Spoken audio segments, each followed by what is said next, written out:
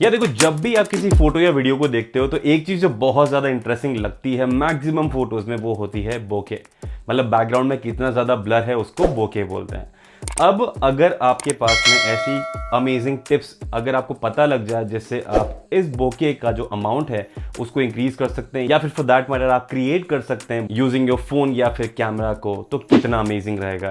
तो इस वीडियो में मैं आपके साथ में 6 या 7 ऐसे ही टिप्स शेयर करने वाला हूं जो आपको हेल्प करेगा in creating some amazing bokehlicious photos और वीडियोस। हेलो एवरीवन, मैं हूं अकल सोशल से। मैं इसी तरीके से डेली वीडियोस कर रहा हूं क्योंकि हम 21 डेज के क्वारंटाइन में हैं। तो कल मैंने एक वीडियो किया था, नहीं देखा है तो जाके देख लीजिए। आगे आने वाले 19 और दिनों तक आपको वीडियो देखने को मिलने वाले हैं back to back every single day. तो अगर आप चैनल को सब्सक्राइब अभी तक नहीं करा है तो प्लीज कर लीजिए, और अगर आपको ये वीडियो पसंद आता है तो give this video big thumbs up.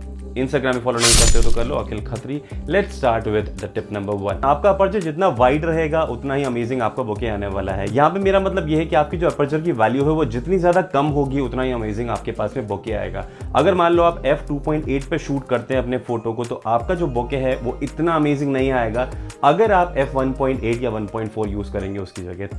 तो यहाँ पे जितनी कम वैल्यू वाला आपका लेंस है आप उतने अपर्चर को यूज करके अमेजिंग बोके यूज कर सकते हैं, पा सकते हैं। टिप नंबर 2 इसी से रिलेटेड है, क्योंकि मैंने आपको बताया अपर्चर की वैल्यू जितनी कम होगी उतना अमेजिंग बोके आएगा।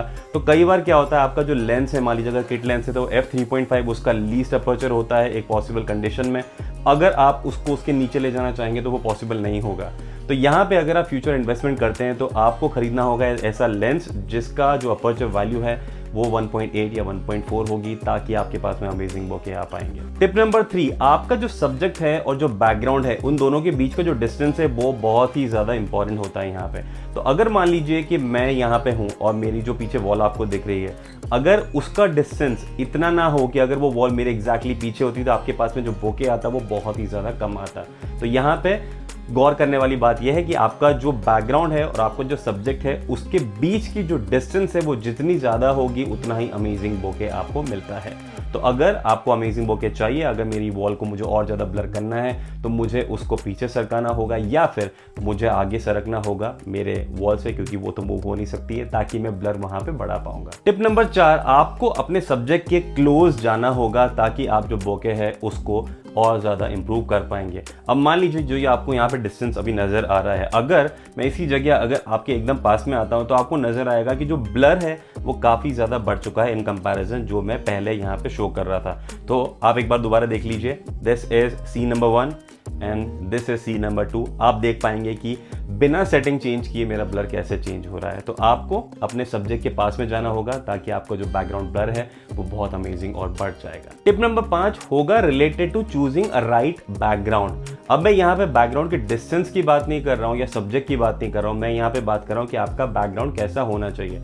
कई बार क्या होता है कि आप अपना जो बैकग्राउंड है वो वाइजली चूज नहीं करते हैं, इवन तो आपके पास में बोके आता है, पर क्योंकि वो इतना परफेक्ट नहीं है उस पर्टिकुलर सब्जेक्ट के लिए, उस पर्टिकुलर फोटो के लिए, तो आपको जो सब्जेक्ट है वो कहीं ना कहीं ब्लेंड हो जाता है। जो बैकग्राउंड ब्लर क्रिएट होता है या जो बोके क्रिएट होता है वो उतना उसको कॉम्प्लीमेंट नहीं करता है। तो यहाँ पे आपको बहुत ज़्यादा वाइजली चूज करना पड़ता है। कई बार क्या होता है, अगर आप लो लाइट कंडीशन में अगर फोटो ले रहे हैं तो कहाँ पे ज़्यादा अवेलेबल लाइट है बैकग्राउंड में, अगर आप वहाँ पे अपने पोर्ट्रेट शॉट को लेते हैं तो आपके पास में लाइट बोके नजर आते हैं। वहीं पर अगर आपके पास में बैकग्राउंड में कोई लाइट ही नहीं है तो आपके पास में बोके नहीं आएगा। तो ये सिर्फ एक एग्जाम्पल है, यहाँ से आपको समझना होगा कि आपका जो बैकग्राउंड है वो बहुत ही ज़्यादा इंपॉर्टेंट रोल प्ले करता है। तो इसीलिए अपने बैकग्राउंड को बहुत ही अच्छे से वाइजली चूज कीजिए while you are framing the shot. Tip number 6, आपको लॉन्गर फोकल लेंथ यूज करनी पड़ेगी। अब मान लो अगर मैं बात करूं एक टेलीफोटो लेंस की, मान लो कि 70-300 या फिर 55-250 लेंस, अगर आप 55 mm पे कोई फोटो लेते हैं अपने बाकी सारे कंडीशंस को ध्यान में रखते हुए, तो आपके पास में जो बैकग्राउंड ब्लर क्रिएट होगा, जो बोके क्रिएट होगा वो इतना अमेजिंग नहीं होगा। पर अगर वहीं पे आप 250 mm की फोकल लेंथ को यूज करते हैं तो आपका जो बैकग्राउंड ब्लर है, जो बोके है,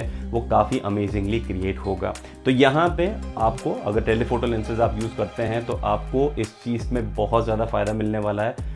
इवन दो अगर आपका वो किट लेंस भी रहेगा, इवन दो आपकी अपर्चर वैल्यू f3.5 भी रहेगी, तो भी आप अमेजिंग बैकग्राउंड ब्लर क्रिएट कर पाएंगे using the telephoto lens, using the highest focal length possible. मतलब अगर आप डायरेक्ट कंपैरिजन भी देखना चाहते हैं तो अगर आपका 18-55 का किट लेंस भी है तो आप 18 पे एक फोटो लेके ट्राई कीजिए, 55 पे एक फोटो लेके ट्राई कीजिए। इन कंपैरिजन आपको 55 mm के फोकल लेंथ में ज्यादा बैकग्राउंड ब्लर, मतलब ज्यादा बोके आपको यहाँ पे देखने को मिलेगा। तो ये है वो 6 अमेजिंग टिप्स जो आपको हेल्प करेंगे इन क्रिएटिंग सम अमेजिंग बोके। अगर आप नेक्स्ट टाइम पे फोटो या वीडियो शूट करते हैं तो try to implement all these tips. अगर आपके पास में कुछ भी क्वेश्चन होता है मेरे पास में तो feel free to drop the same thing in the comment section below, या फिर मुझे इंस्टाग्राम पर भी फॉलो करके आप मुझे डीएम भी कर सकते हैं। I will definitely reply to each and every message which you guys are sending they. अगर चैनल पर नए हो तो रिक्वेस्टिंग अगेन प्लीज सब्सक्राइब कर लेना। जाने के पहले please give this video big thumbs up. I'll see you guys again in the next video. Till then, have a great time and please be responsible. Please be sensible in the time of this quarantine phase. मतलब जो corona का भी situation चल रहा है. Please be responsible. Take care.